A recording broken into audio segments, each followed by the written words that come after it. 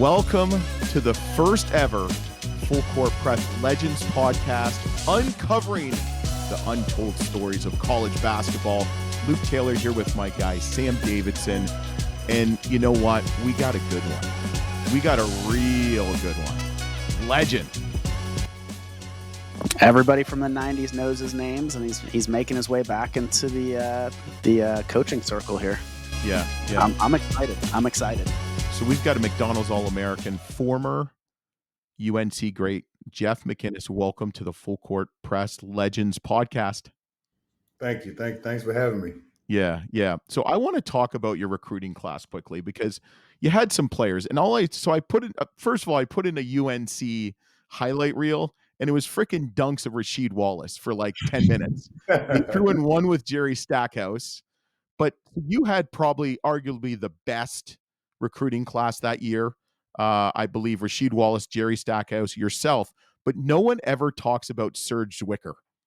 Right. Big Serge. Right. 7 foot, man, can shoot the ball, throw them nice hooks, and set the best screens ever. Yeah. That's what he did. And you probably love throwing the alley-oop to Rasheed or Jerry. Oh, yeah, I love throwing to them guys, man. They made my job so much easier. So, yeah, I love playing with those two. Yeah.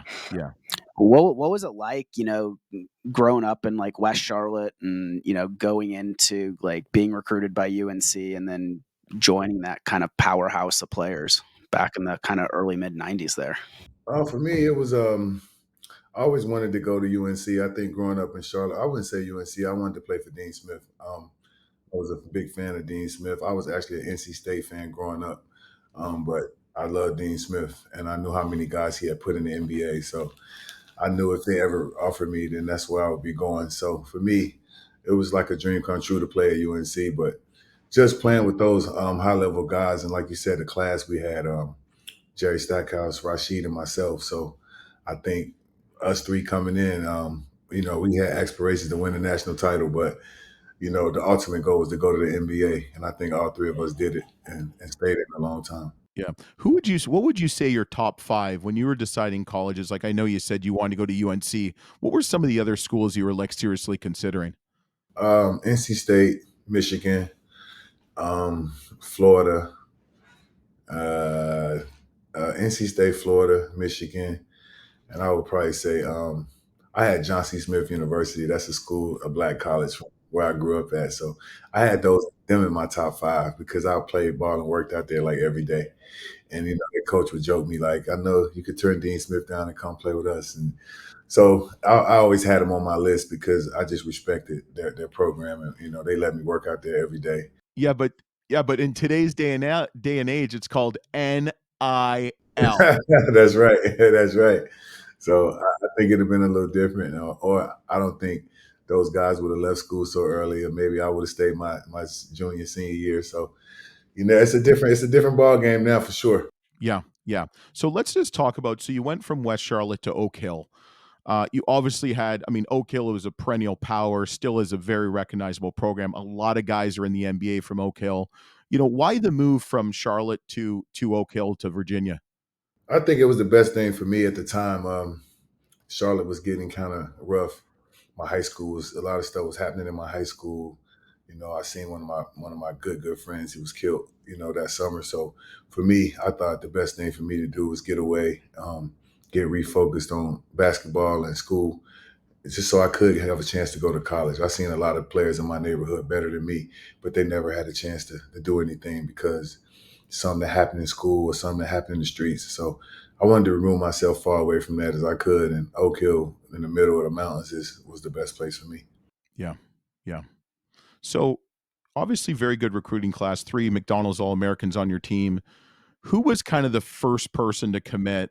And then after the first commitment, so they talk about the Fab 5. Juwan Howard's the first to commit for Michigan. For you guys, who was it, and how did those conversations go? And were there any players that got away that could have been part of that class? I think Stackhouse might have committed first, and then I committed second, and then we worked Rasheed to death to come. And I think D'Antonio Wingfield, who went to Cincinnati. Yeah, he was a ball player. We was working him too to come, and I think the the next year, my job was to get Kevin Garnett. So I probably called Kevin Garnett phone like every day my sophomore year, trying to get him to come to Carolina with us. But probably as freshmen, D'Antonio Wingfield was the guy that we felt like we was trying to work to get, and he got away and went to Cincinnati. But other than that, us three were the main focus for the class. So I think Coach was happy to get us three, and worked out pretty good. Mhm. At Oak Hill and like playing on that kind of national scene in high school, like I mean, was KG like was he as good as everybody said he was? Like playing next to him and Oh, everything. definitely. I mean, He was. It was unbelievable. It's nothing we had ever seen, and we thought we were big time high school players. And when the first time I seen him, he was from Malden, South Carolina. I'm from Charlotte, so I thought he was a big, energetic kid who could play. And then a year later, I saw him at Farragut Academy in Chicago, and I was like, "This is not the same dude." I mean, he turned into a pro like in his terms of a year. So, he always been one of my favorites. He talk a lot, and just growing up, I always talk jump when I played ball, but I piped it down a little bit. But KG never stopped, and that's why he's one of my favorite players ever because he talk and he back it up though. So, he's still talking. oh yeah. Yeah, he is He's too. talking right now. No one's listening, but she's talking. That's right. Oh, man, it's all good. So you show up to Chapel Hill, like kind of that first week. What was that like? I mean, a guy who always wanted to play for Coach Smith, just legendary coach. No matter who you're going to ask, he's always going to be one of the top guys, right? What was that like that first week on campus, and any kind of advice that Coach Smith gave you that's kind of still sticking with you today? Yeah, just be yourself. At all times, be yourself. Be smart with your decisions. Know that, basically he would always tell us that you represent the name on the front and the name on the back. So you plan for our school and you plan for your family. And so don't do things in the community that would hurt, the name on the front and the name on the back. So I always carried that with me when I played in the NBA and wherever I played at. You represent the team that's you plan for and your family. So you don't want to embarrass those two. So like for me, I always tried to be you know, uh, responsible about my decisions on and off the court. So yeah, just that be yourself, but know you represent something bigger than you. And I always kind of kept those words with me and never make excuses. Just do it. You just do what you do. And you want to play basketball, so nothing should ever be too hard for you.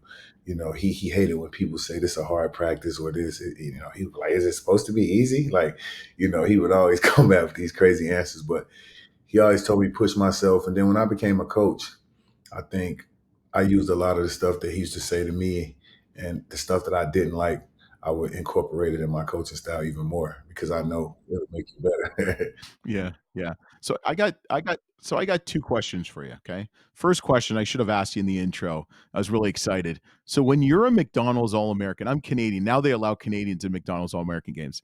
But, so when you're a McDonald's, All-American, do you get, like, free Happy Meals? Like, if you go to McDonald's still, do you get, like, any free McDonald's or a discount maybe? No, I think probably not really. Maybe they give you something at the game or something to give you a couple free meals, but nah, I've never got a free meal off being a McDonald's All American. And I post a lot of times. We have posted Burger Boys and all this stuff we at McDonald's, and they never responded. So, I don't know. Maybe that's something for the new generation. That might change now with NIL. Yeah, yeah, that's right. Free Happy Meals for life. So my second question is Duke. That's it. What Duke, about it? you tell me. Uh, They trash. weren't on your list you mentioned earlier. So I was never a Duke fan. Those guys over there are my friends, but I think people make the rivalry a little more than it is. Like I'm friends with those guys. Grant Hill was my friend. Cherokee Parks was my You friend. said Like was your friend. I You mean, said they my Grant Hill friends during was the your rivalry. friend. I'm saying when I was in college. Now they all my guys. Jeff Capel. I just sat with Jeff the other day at recruiting. So we played on the same AAU team. So like those guys were when we played, we hated each other, but we were all friends. We hung out, we played ball together in the off season. But I think, when it was time to lace up, it was no friendship there. I was 6-0 against Duke in 3 years. So for me, they're not a big deal to me when you say Duke. That's why I probably didn't even react because we own them. We were 6-0 against Duke. So, and that was with Coach K. And I have to always explain that to some Duke fans. They're like, "Oh, Coach K wasn't there." Yes, he was there. So For all of them. Was he there for all of them, though? he missed one game with a back surgery, but that's the game that went to like 3 overtimes. That was like the one game that went to 3 overtimes, and they kept making these long half court shots. And all my friends were like, "Coach K's still in the building, man. Them shots going in, and we never think could go in." So it was a good game, but we ended up winning. Yeah. Yeah, so you talk about like the dream to make the league, right? And then what was that conversation like with Coach Smith at the end of your junior year when you kind of declared for the draft? And then, I mean, you've never been one to shy away from competition. Clearly, that '96 draft class, probably the best in NBA history. AI, Kobe, Nash, Ray Allen, Marbury, Peja, Camby. I mean, the list goes on, right? Right. And It's crazy. after the draft, I remember like everyone was like, the steal of the draft was J-Mac, and so like what was that kind of month or two like when you declared and then kind of going into that draft class? For me, it was like far as like the competition thing. Like I had grew up with all those guys. We had been playing. I had been playing against those guys in camps, and so I knew how I stacked up with all the guys. Like even AI, me and AI was boys, and we would talk all the time and play against each other all the time. I knew he respected me. I respected him. Stephon Marbury, I played against him. So all those dudes that was getting the stuff, getting the hype and stuff. I had played against them and held my own against all those guys. So it was just about me and my family. Mainly, my decision came down to my grandfather. My grandfather was sick, and I grew up without money, so that was the only way I could feel like I could help my granddad. Now, I wanted to stay another year in college to do my senior year, but you never know what the future expects. Now, like you said, if it was NIL, I wouldn't have had to leave. I could have just took care of him off what I was getting from NIL, but that's what I tell these young guys now. We fought for all this for you guys. Like I remember being at the Final Four, Stackhouse, Donald Williams, Jerry Stackhouse, and myself was going to eat. I saw about 20 number 5 jerseys, and I had $30 in my pocket. And I'm like, man, look at these jerseys. Somebody making $100 off every one of these jerseys, and we all broke. We trying to figure out $35 to feed all 4 of us. So it's a trying time, and we put a lot of work in to get it to this point. So I'm not mad at the young guys, but I know we put a lot of work in to get it here, and I'm happy that they finally respecting these guys enough to give them a little something. What is the game, if I said pick one college game that gives you kind of goosebumps or chills that you played in, what game would it be? Probably my freshman year when we were number 2 in the country and Duke was number 1, and we went to Duke and they had Grant Hill and all these guys, and I basically I played like 1 or 2 minutes in the first half, and then Derek Phelps got hurt in the second half, so I had to play like 20 minutes. And I remember first getting in the game, and I looked up, and Grant Hill was like 6'9", sitting there half court waiting on me to bring the ball up the court.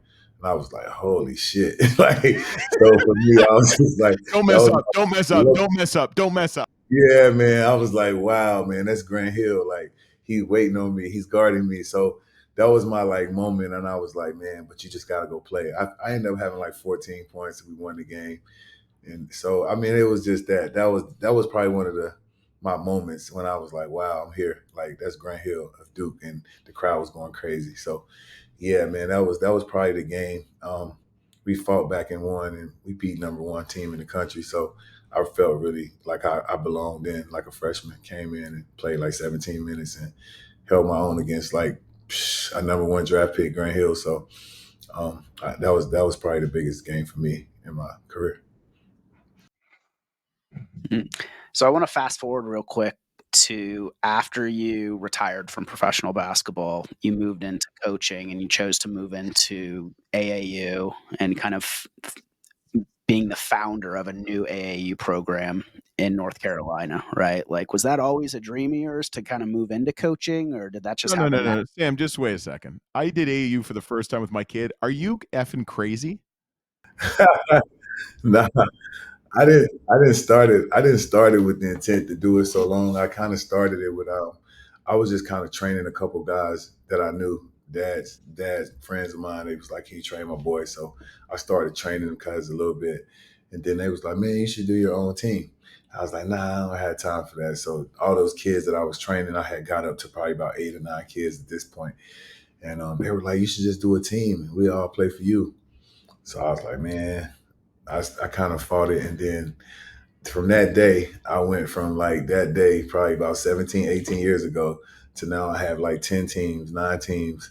I had girls teams, I had it all. So like, yeah, I mean, I didn't plan on coaching, but I love kids and I love helping develop. So that was always a big thing of mine, like developing. I thought like watching some of the other trainers, not to put them down, but they wasn't really developing the skill set that these kids need. Like I tell people all the time, like I played in Greece for 6 months and the development that they put into their younger players to not just playing games every weekend. It's about development, and they really do a good job. And now you can see the draft is starting to change. It's like those guys are getting drafted more than our guys because their skill development and basketball IQ is 10 times better than like the 15. You compare a 15-year-old here and a 15-year-old there.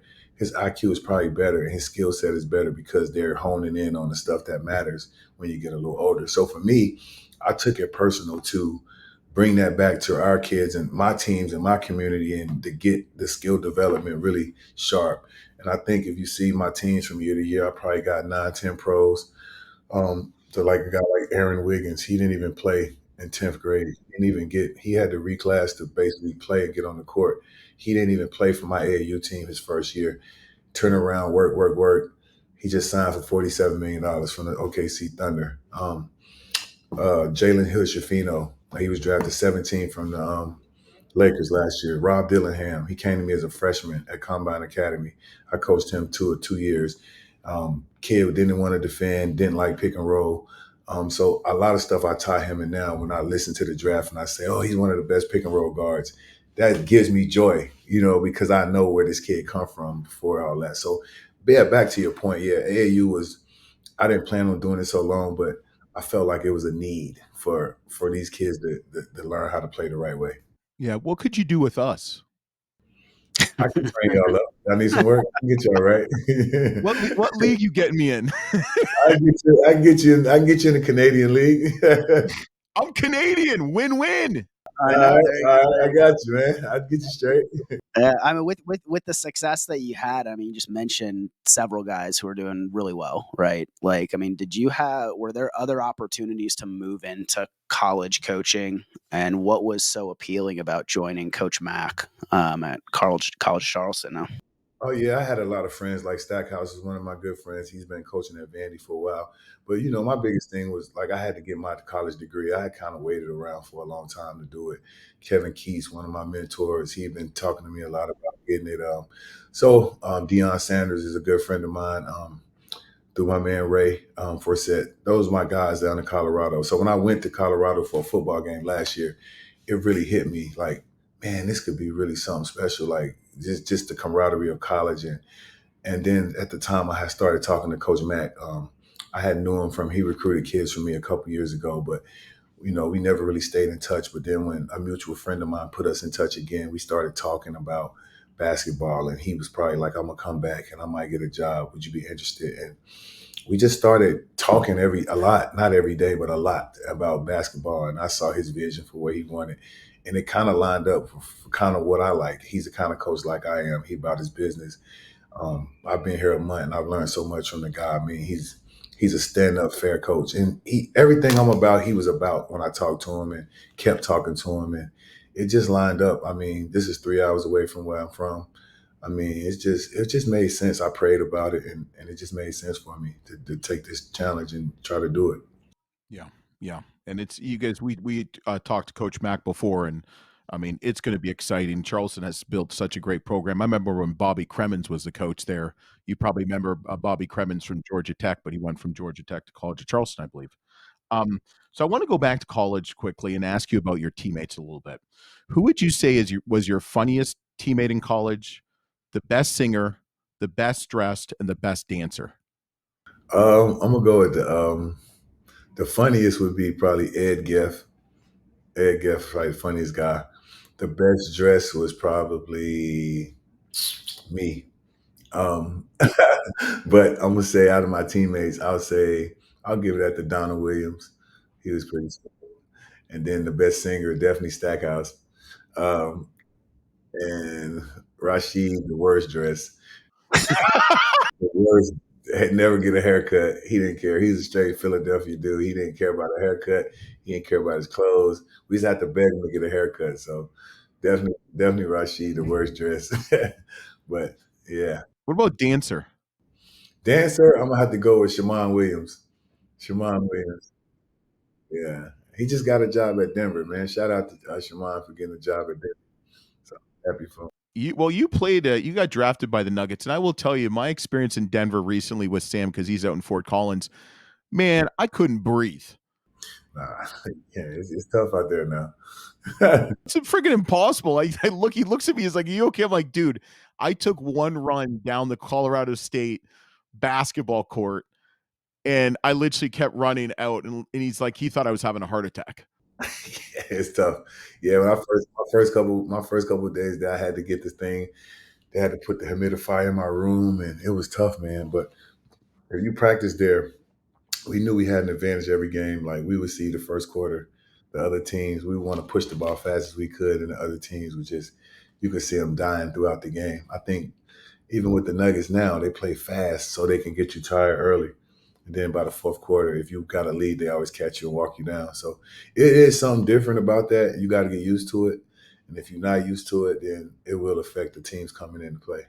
Who is the guy that you loved playing against in college or in the pros? The one guy that you just kind of felt like you owned.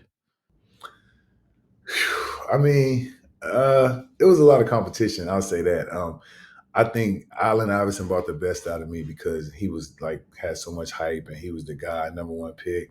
He was the guy. So Iverson, and for me, it was all point guards like Stephon Marbury. I had a lot of good matchups back in my day. So all of those guys were good and I respected all of them. Like Randy Livingston might be the best point guard I played against that LSU. Yeah, because he from got hurt. LSU. But Randy was like, he was different. Like he was 6'4", like I was. He was stronger than me. He could jump higher than everybody that I've seen before his knees. So he was always the challenge and the guy who I was always chasing. Like I was always chasing Randy Livingston to try to, he was always the one point guard. I was trying to be 1B, 1A, but he was the guy. So I was always chasing Randy. And Jock Vaughn was up there in that class too with us, who was pretty good too. So I think it was Jock, me, Randy, and Jock was probably the three best point guards in that class. But Randy was the guy, so I was always chasing Randy. Yeah. Yeah. So I'm going to put you on the spot here. I want University of North Carolina. Who would be your all-time starting five? My all-time starting five? Oh, I'm going to say me at the point, of course. Got to put yourself at the point there. I'm going to go with Vince Carter at the two. And I'm going to go with myself, Vince. No. I'm gonna go myself, Jordan. You know what was I was gonna call you out on that. you know what was funny? I was waiting to say something, and he's wearing Under Armour. Hey. No, I'm gonna go myself, Jordan, Vince, Okay. Stack, and Sheed. That was my five. Oh, that's a squad. That's different. What were pickup games like in the summer at UNC? I mean, did a lot of these guys like Jordan come back? Yeah, what was that like? What were like competitions like? I think it was always it was crazy games because the guys from Duke would come over, the guys from State would come down, so we would have like the craziest games. But our pros would be on a team, and everybody else would split teams up. But all the pros would be on their own team, and they'll play against the college guys. And I mean, it was a couple times where they came back, and we were like sophomores, and we was running the gym, and I think everybody was like, "Yo, these little dudes gonna be really nice." And I think that's when I really knew I could play in the NBA. Where it was packed, and we were like winning and winning and winning. It was beating the NBA teams, and they like, so we have two courts going. If you win, you stay here. If you lose, you go over. So just playing that day, it made Stack and Wallace and myself. We went back like, yo, we could do this like at a high level. We was beating some pros, and so I think the pickup games, and they call it the world greatest pickup games in Chapel Hill. So I think it's so many different players coming there to play that it makes it like it is special. So yeah, every year, if you look back at the game they just had a couple weeks ago with the camp game, you had Cole Anthony, all those guys back over there playing. Just getting some run in against the new boys. They say that Ian Jackson kid is pretty special. I can't wait to go see him. I only seen him on video, but I'm already a fan of his. Just watching him play, he has a swagger and a passion that I love already. So, and I like Cadeau. He's like, I don't think people seen Cadeau's game yet. I think this year he'll play more like he played, and I saw him playing EYBL a lot. He's a different guy. Then RJ's the guy. He's the vet. He's the leader. So I can't wait to see this team. I think we got a good team this year. I think we got great guard play. Drake Powell, North Carolina kid, he's really, really good too. People don't know about. So I think we'll be good. They saying we don't have any big men this year, but sometimes, just get that thing out and run and gun a little bit. So, and I think we'll be good. Yeah. How is your playing style, and how does your playing style kind of mimic your coaching style? Is it one and the same? I mean, what are you trying to do with some of these guys, especially point guards and guards? Yeah, you gotta be tough to play for me. You gotta be tough minded. You gotta get up and be willing to go play defense. Offense, I ain't really care about. I don't care about offense as a coach. I've always been that way because I played basketball.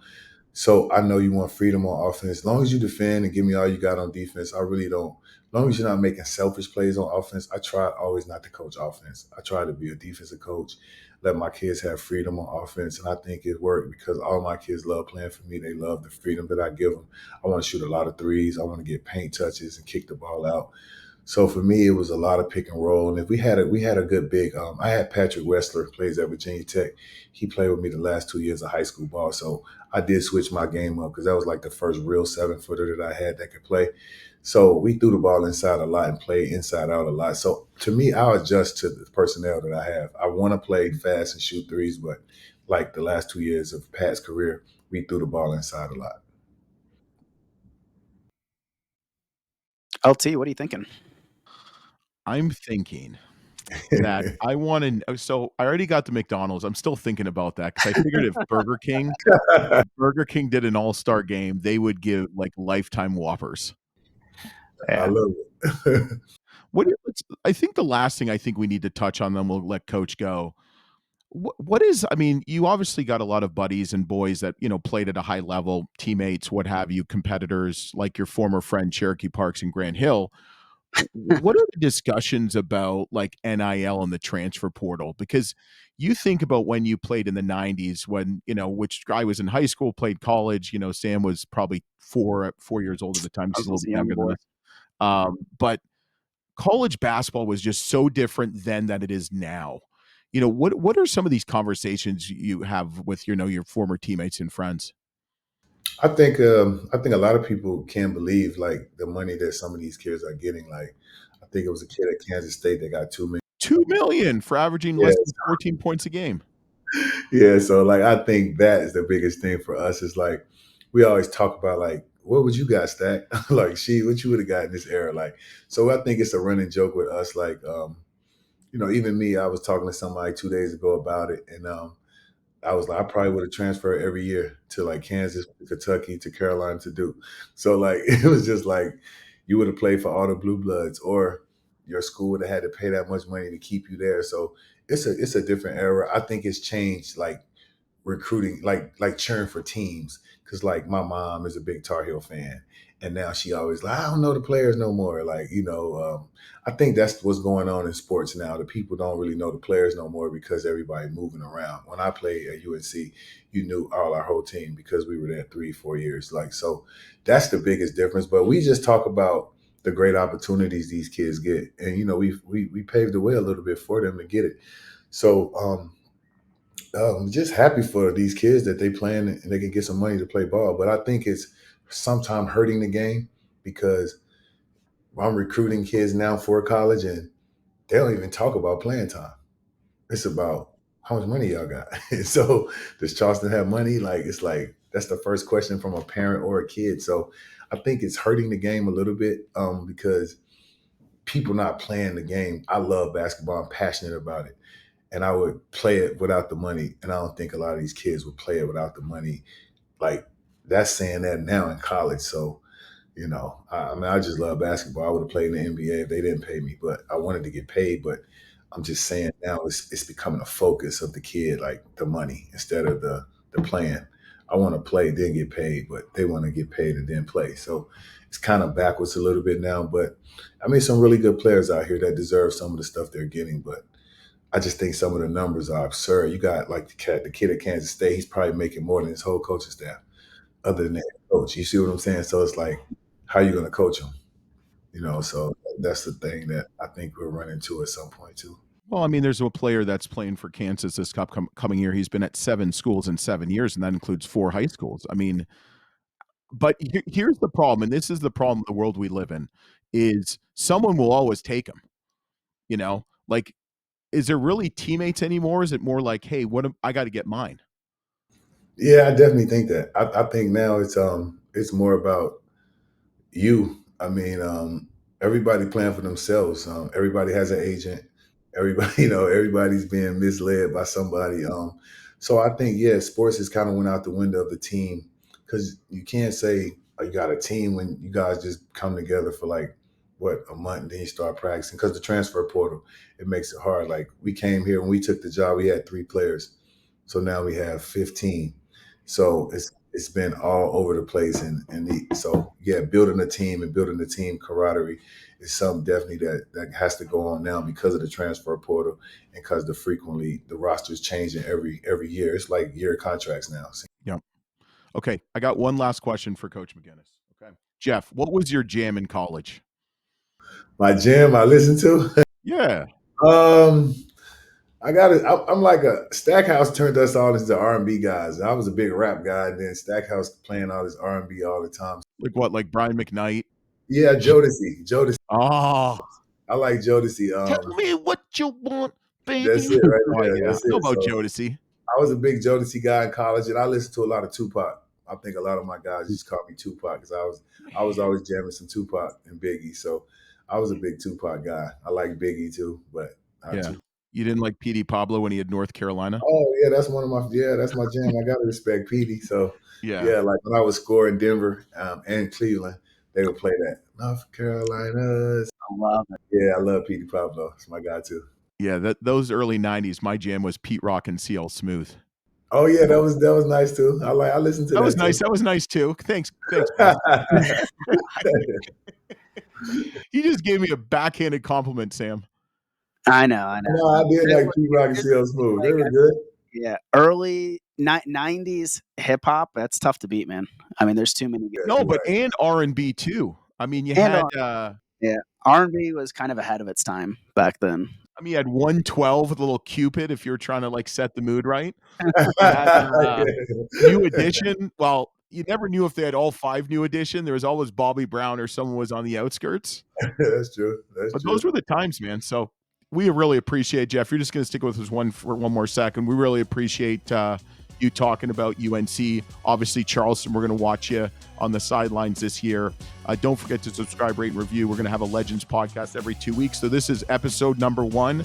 Hopefully we didn't insult, piss, or anger Jeff that no one else will join us. So Sam, thanks. Jeff, thanks for listening. Don't forget to subscribe, rate, and review the Full Court Press podcast, a college basketball experience.